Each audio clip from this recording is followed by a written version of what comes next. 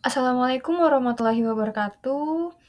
Rekan-rekan mahasiswa semuanya, selamat pagi ya. Kembali lagi bersama saya Ardi Arifah Zahro. Di sini saya akan menjelaskan mengenai digital marketing. Oke, langsung saja. Digital marketing. Apa itu digital marketing? Mungkin suatu hal yang tidak asing lagi ya di telinga kita karena di era yang sekarang hampir semuanya berbasis digital ya. Nah, digital marketing ini terdiri dari dua kata, digital dan marketing. Kita bahas terlebih dahulu mengenai digital. Digital ini merujuk pada segala sesuatu yang berkaitan dengan teknologi, yang menggunakan sinyal atau data untuk memproses, menyimpan, dan mengirim informasi. Nah, dalam konteks teknologi, komunikasi digital berarti menggunakan perangkat elektronik. Ya, jadi namanya digital itu menggunakan perangkat elektronik untuk mengelola data secara elektronik ya. Digital itu sesuatu hal yang tidak bisa dipegang namun sangat berdampak ya efeknya ya. Karena menggunakan perangkat elektronik ya seperti media sosial media atau handphone dan lain-lain. Nah, marketing sendiri adalah suatu bentuk pemasaran untuk memasarkan produk atau jasa dari pengusaha atau pebisnis kepada pelanggan. Jadi, apa itu digital marketing?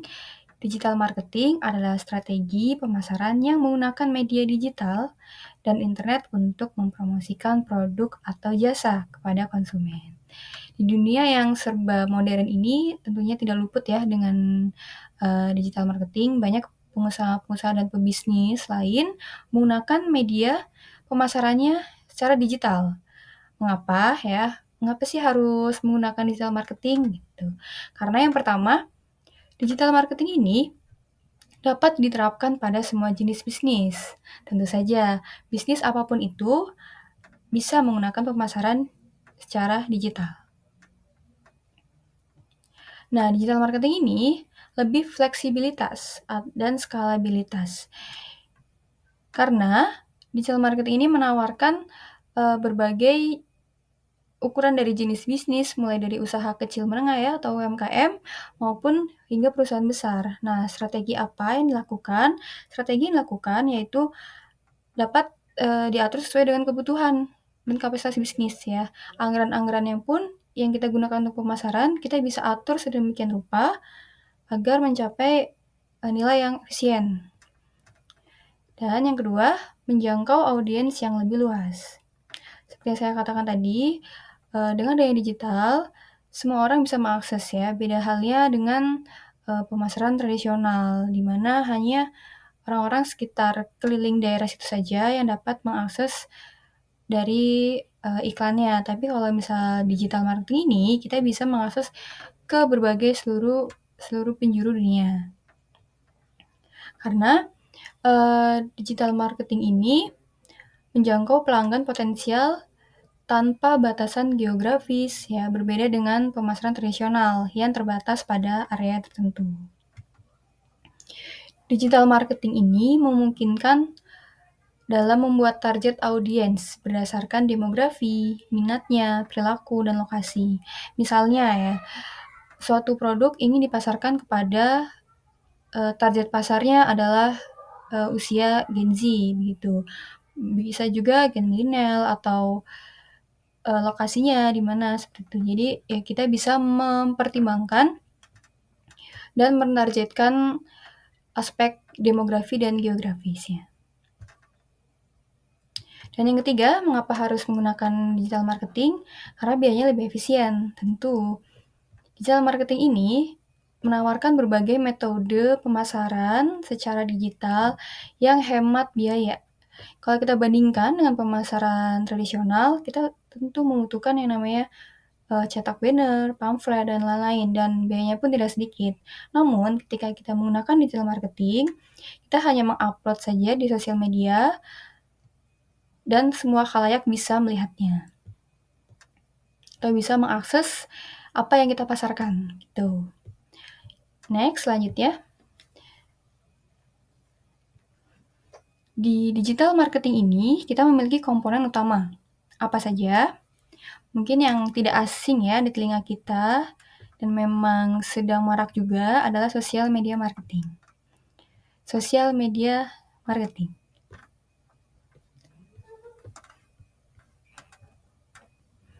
Apa itu sosial media marketing? Kalau marketing nggak tahu ya, untuk memasarkan produk. Nah, ini sosial media. Jadi gimana? Sosial media marketing ini, kita memasarkan produknya melalui platform media sosial, ya. Contohnya adalah TikTok, Instagram, maupun Facebook ya, dan Twitter gitu. Strategi ini membuat promosi, jasa atau produk ya, melalui platform tersebut. Nah, nanti meliputi pembuatan konten, dan bisa juga iklan berbayar dan interaksi dengan pengguna lainnya. Nah, sosial media marketing ini sangat efektif ya, karena di era yang sekarang ini, siapa sih yang nggak punya sosmed gitu. Jadi efektif sekali ya kalau kita memasarkannya di sosial media. Selanjutnya, hal yang tidak kalah luput dari sosial media marketing adalah konten marketing. Kita sebut konten. Konten marketing merupakan suatu video ya, baik video, tulisan, atau konten-konten yang terkait ya untuk menarik dan mempertahankan audiens, tentunya pelanggan, untuk dapat membeli produk yang kita pasarkan. Nah, strategi dari konten marketing ini bisa berupa video yang menarik, podcast ya, akhir-akhir ini kan banyak video-video sosial media yang berbau pemasaran gitu, seperti pemasaran produk hijab, produk kosmetik, begitu ya. Ataupun podcast, biasanya dalam podcast ada sponsor begitu. Nah, itu bisa digunakan dalam digital marketing. Contohnya ya, di konten marketing itu adalah perusahaan kosmetik. Perusahaan kosmetik ini membuat video tutorial make up dan artikel tentang perawatan kulit ya di YouTube maupun di blog maupun di TikTok begitu. Ketika ada wanita yang ingin belajar make up maupun dia ingin mengetahui bagaimana sih cara make up yang tidak crack, tahan lama, glossy dan lain-lain, tentu saja mereka akan membuka video-video tutorial make up. Nah, di dalam video tutorial make up ini, kita menggunakan produk-produk dari perusahaan kosmetik tersebut, sehingga secara tidak sengaja para audiens akan tertarik dengan produk yang kita pasarkan. Nah, konten ini juga membantu membangun kepercayaan dan menarik pelanggan baru tanpa langsung menjual produk secara agresif. Jadi biarkanlah si audiens dan pelanggan itu minat secara sendirinya dengan produk-produk yang kita tampilkan. Contohnya,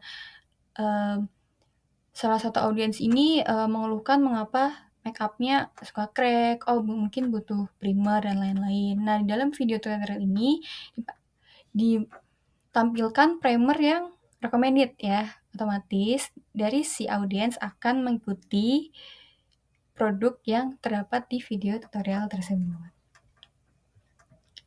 Oke, hal selanjutnya adalah affiliate marketing. Ya, affiliate.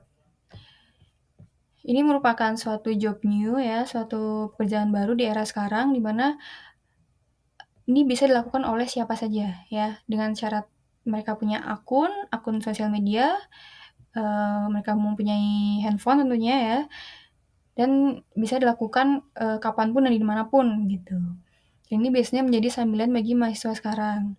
Nah, affiliate marketing itu seperti apa? Affiliate marketing itu adalah kerjasama antara pemilik produk dengan pihak ketiga yang disebut dengan affiliate. Untuk apa? Untuk mempromosikan produk tersebut.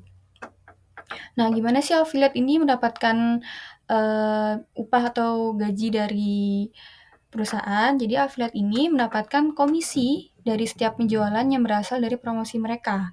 Contohnya, perusahaan hijab ingin memasarkan produknya melalui affiliate.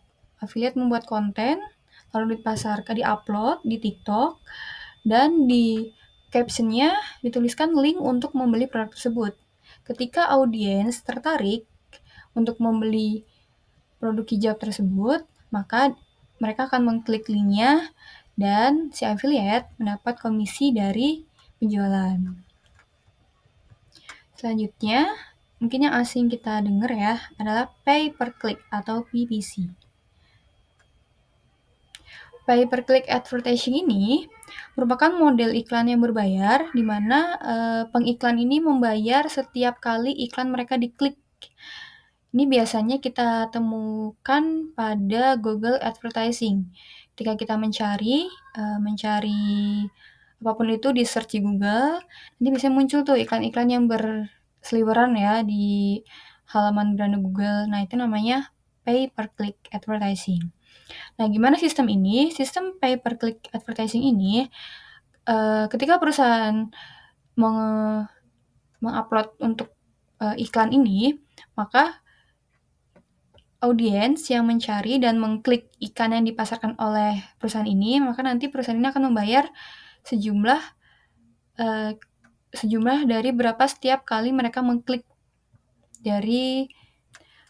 setiap dari yang mereka pasarkan gitu. Jadi kita mau mengiklankan sesuatu, misalnya itu pada sebuah perusahaan travel ya. Perusahaan travel ini memasang iklan atau Google Advertising dengan kata kunci paket liburan murah Bali. Nah, atau paket liburan gitu ya. Apalagi Bali merupakan suatu destinasi yang favorit ya bagi dalam negeri maupun mancanegara begitu. Nah, ketika pengguna mencari kata kunci tersebut dan mengklik iklan tersebut, maka perusahaan travel ini akan membayar sejumlah biaya per kliknya gitu. Jadi sistem pembayarannya adalah ketika audiens atau pengguna atau pelanggan mengklik dari iklan paket liburan murah tersebut gitu. Selanjutnya adalah SEO ya. Nah, SEO ini atau Search Engine Optimization ini memang agak lumayan asing di telinga kita karena jarang gitu ya para pebisnis yang menggunakan digital marketing memahami betul apa itu Search Engine Optimization atau SEO ini. SEO ini merupakan teknik mengoptimalkan website agar mendapatkan peringkat lebih tinggi di hasil pencarian mesin, seperti Google contohnya. Tujuannya tentu saja untuk meningkatkan jumlah pengunjung secara relevan ya, dengan memperbaiki struktur situs, konten, dan pengguna kata kunci yang efektif. Nah, SEO ini sama aja seperti kita mengatur bagaimana website ini bisa bertahan ya, website ini bisa bertahan marketingnya, bisa mendapatkan viewers dari para pelanggan ya, yang nantinya akan melihat dari iklan kita. Jadi kayak Search Engine Optimization ini merupakan suatu alat ya untuk kita memanajemen bagaimana sistem berjalan dengan lancar. Oke, selanjutnya di dalam suatu kegiatan perlu adanya strategi. Untuk apa? Strategi itu untuk mencapai target yang kita harapkan. Nah, dalam digital marketing ada pula namanya strategi digital marketing. Apa saja? Yang pertama, tentu saja menentukan target pasar. Menentukan target pasar ini merupakan suatu langkah yang awal dan krusial ya dalam strategi digital marketing. Karena ini seperti plan awalnya. Sebelum kita berbisnis, kita harus menentukan terlebih dahulu target pasarnya. Nah, target pasar ini merupakan suatu kelompok konsumen yang menjadi fokus utama produk atau jasa yang akan kita pasarkan. Dengan kita mengetahui siapa target pasarnya, maka kita dapat menyusun pesan pemasaran yang tepat dan memilih kanal digital yang efektif. Adapun langkah-langkahnya, yang pertama kita harus mengidentifikasi demografi, seperti usia, jenis kelamin, lokasi. Salah satu contohnya kita ingin memasarkan tote bag. Tote bag ini dikhususkan untuk anak muda ya, tote bag untuk tas kuliah begitu. Nah, usianya otomatis usia yang masih produktif, sekitar 18 sampai 20 tahun ya. Nah, karena tote bag ini dari modifnya itu warna-warna pastel, maka kita buat target pasarnya adalah perempuan ya, untuk jenis kelamin perempuan, untuk lokasinya otomatis di daerah kampus. Selanjutnya, kita harus memahami psikografi. Apa itu psikografi? Minat, lifestyle, atau gaya hidup, dan nilai. Yang pertama, minat. Kita harus mengetahui minat dari pelanggan. Kita melihat lifestyle-nya sekarang, melihat Google Trend ya. Bagi pemasar, tentu saja kita harus aware ya terhadap tren yang sekarang, dan kita harus melihat analitik dan tren-tren analitik di era-era sekarang ini agar kita bisa mengetahui apa kebutuhan dari pelanggan. Maka kita dapat menyesuaikan produk kita untuk dapat memenuhi kebutuhan pelanggan. Selanjutnya, kita menganalisis perilaku konsumen, seperti kebiasaan belanja mereka dan preferensi media. Biasanya kalau Gen Z ini ingin membeli sesuatu barang, referensi dari mana sih begitu. Ya, kita bisa lihat sosial media yang kerap kali viral dan hampir semua orang menggunakannya adalah TikTok maupun Instagram. Jadi kita bisa menggunakan alat tersebut menjadi salah satu media promosi untuk mempromosikan barang atau produk jasa kita. Lalu kita buat buyer persona. Ini lebih ke arah profil ideal pelanggan. Jadi kita harus mengetahui profil dari pelanggan-pelanggan yang ideal yang memungkinkan atau yang berpeluang besar untuk membeli produk kita itu seperti apa. Semisal ya, sebuah brand pakaian olahraga, kita menargetkan itu adalah pria dan wanita dengan usia produktif 18-35 tahun, tentunya saja aktif berolahraga dan mengikuti tren fashion terkini. Maka kita akan bisa menyesuaikan kebutuhan-kebutuhan pelanggan seperti pakaian olahraga yang nyaman namun tetap fashionable, dan biasanya akhir-akhir ini banyak event-event olahraga seperti fun run 5K, 8K, dan sebagainya, dan mereka aktif dalam membuat konten ya. Ketika berlari, mereka membuat konten juga, jadi kita harus menyesuaikan kebutuhan pelanggan. Seperti halnya seperti pakaian yang nyaman namun ada tempat untuk menyimpan HP begitu. Jadi bisa olahraga dengan nyaman dan bisa bawa HP untuk kepentingan konten gitu ya. Apalagi Gen Z sekarang olahraga plus konten. Oke, kita lanjut. Yang kedua adalah melakukan riset kompetitor.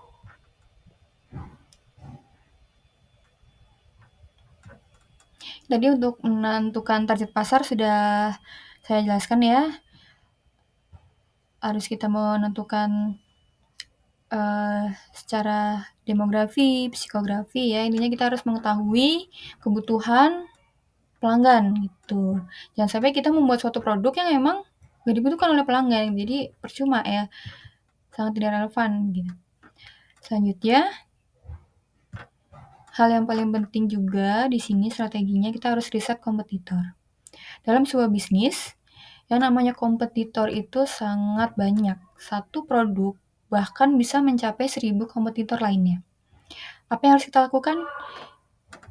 Yang harus kita lakukan adalah membuat strategi yang bisa kita lakukan untuk kompetitor adalah kita harus membuat hal yang beda dari yang lain. Maksudnya, kita membuat suatu media pemasaran ini ya, konten-kontennya itu kita harus buat yang semenarik mungkin, di mana kompetitor kita hampir tidak mengetahui apa yang kita buat gitu. Jadi rencana kita begitu ya, mereka tidak boleh tahu gitu. Jadi kita harus menunjukkan konten yang menarik, berbeda dari yang lain, tentunya inovasi yang relevan dengan produk kita. Nah, riset kompetitor ini bertujuan untuk memahami strategi digital marketing yang digunakan oleh pesaing bisnis. Dengan kita mengetahui kekuatan dan kelemahan kompetitor, kita dapat menemukan peluang dan menghindari kesalahan yang sama. Jadi kita harus tahu dulu apa kelemahan dan kekuatan kompetitor. Dengan cara apa? Langkah-langkahnya bisa kita lakukan adalah menganalisis dan SEO komputer. Analisis website ini kita bisa lakukan Dengan mencari produk kompetitor kita, lalu kita analisis dari search engine optimization yang sudah tadi saya jelaskan, lalu kita pantau aktivitas media sosial mereka. Seperti apa mereka dalam memasarkan, nah maka kita harus membuat yang berbeda dan lebih menarik tentunya. Selanjutnya, kita harus mempelajari jenis konten dan iklan yang mereka gunakan ya. Jangan sampai kita menggunakan suatu jenis yang sama ya, karena nanti akan bisa dicap plagiasi dan tentunya akan menurunkan integritas dari bisnis atau perusahaan kita. Bisa juga kita menggunakan tools, alat bantunya ya, seperti SEMrush atau SimilarWeb ya, untuk mendapatkan data. Misalnya ya, pada contohnya itu sebuah startup teknologi ya yang mempelajari konten blog dan kampanye iklan pesaing untuk menemukan topik yang belum banyak dibahas dan tentunya ya kita menargetkan kata kunci yang relevan. Selanjutnya, strategi digital marketing yang selanjutnya adalah tools digital marketing yang populer.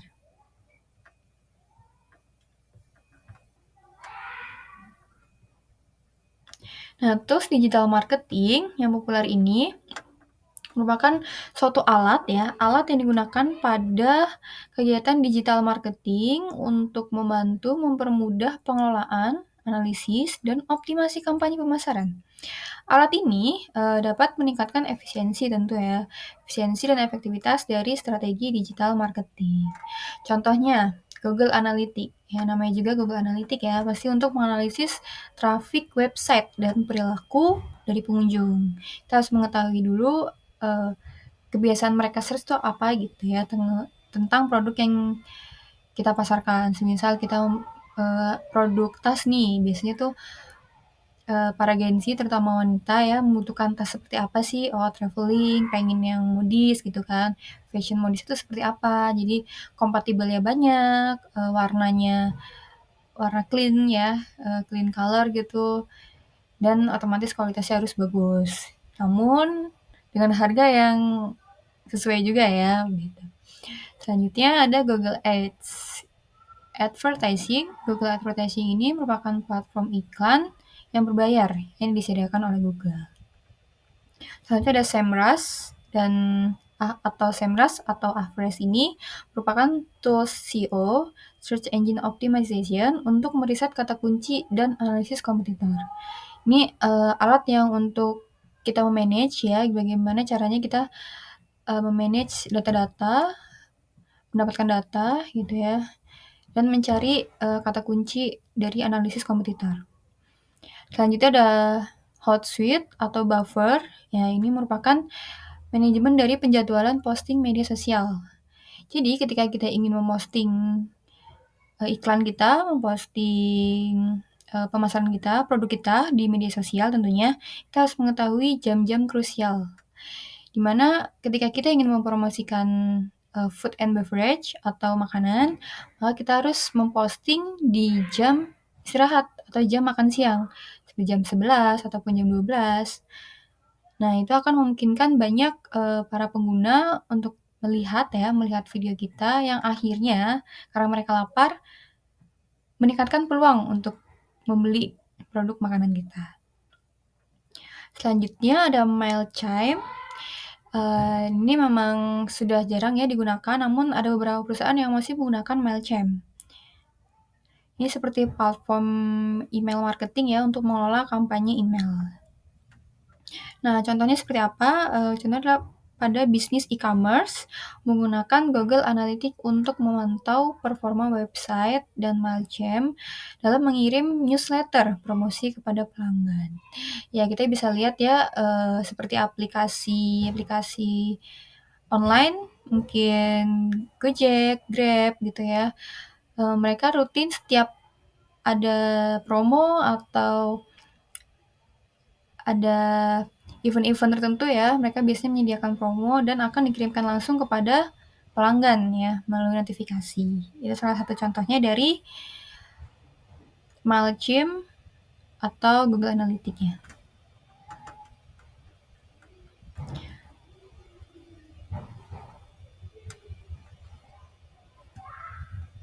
Baik, selanjutnya ya, setelah tadi kita mengetahui mengenai apa itu digital marketing, apa strateginya, mengapa harus menggunakan digital marketing di era sekarang ya. Karena era yang serba modern ini membutuhkan pemasaran yang modern pula ya. Jadi kalau kita memasarkannya hanya bentuk pamflet, banner, kurang efisien ya, dan biayanya pun anggaran yang kita keluarkan justru lebih besar ya, atau mungkin malah lebih besar dari HPP. Jadi kita harus mengoptimalkan bagaimana pemasaran ini dengan biaya yang seefektif mungkin dapat menghasilkan peningkatan penjualan yang signifikan sesuai dengan target yang kita rencanakan. Nah, ada pula contoh bisnis sukses di digital marketing ya. Di sini ada beberapa logo, mungkin para mahasiswa di sini mengetahuinya ya, karena emang sudah tidak asing lagi, emang sudah menjamur di Indonesia begitu ya. Yang pertama ada Coca-Cola. Brand besar ini merupakan brand dari luar ya. Produk minuman Coca-Cola, minuman bersoda. Mengapa hingga pada saat ini Coca-Cola tetap menjadi brand awareness di kalangan food and beverage, terutama pada kategori minuman. Kita bisa lihat ya, dari strategi digital marketingnya yang dilakukan oleh Coca-Cola. Coca-Cola menggunakan kampanye interaktif Share a Coke. Ya, jadi strateginya yang mereka gunakan adalah mencetak nama-nama orang di botol Coca-Cola dan mengajak konsumen untuk berbagi foto di media sosial ya.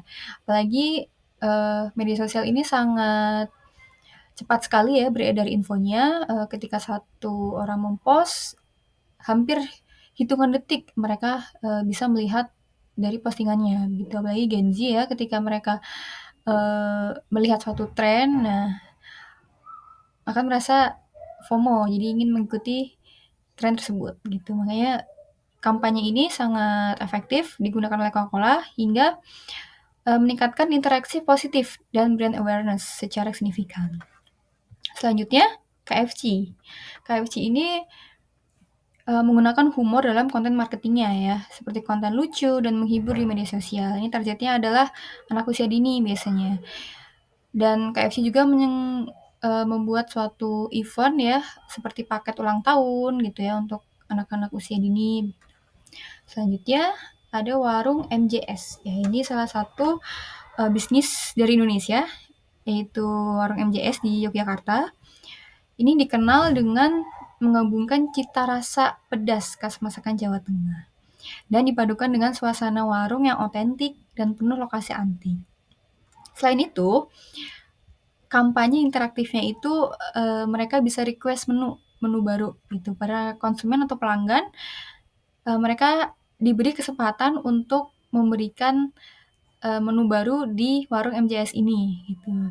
Jadi karena uniknya pemasaran ini, maka membuat warung MJS masih trendy ya hingga sekarang. Selanjutnya ada sayur roti. Sayur roti ini menggunakan marketingnya berdasarkan kepada influencer. Influencer yang digunakan pun tidak main-main. Adalah YouTuber-YouTuber yang viewers dan subscribernya banyak, seperti Ria Ricis dan Atta Halilintar untuk mempromosikan produk. Ketika mereka mempromosikan produk sayur roti, otomatis para idol atau para fansnya ingin membeli produk yang mereka promosikan gitu. Biasanya fans tuh ingin sama gitu dengan idolnya gitu ya. Nah hasilnya pun akhirnya meningkatkan kesadaran merek dari sayur roti ini. Dia bisa bersaing di kancah gemburan berbagai macam roti di Indonesia gitu ya. Selanjutnya ada Jayco Donuts and Coffee. Ini pemasarannya offline dan online ya. Strateginya itu menggabungkan promosi di gerai dengan kampanyenya adalah media sosial dan program loyalitas. Biasanya memang sudah berlangganan di Jayco, pasti mereka akan mendapatkan suatu reward ya, ataupun ada promo dan segala macam. Ininya Jayco ini lebih mempertahankan pelanggan lamanya ya, loyal gitu. Mungkin sekian dari saya. Saya mohon maaf bila ada kesalahan. Wassalamualaikum warahmatullahi wabarakatuh.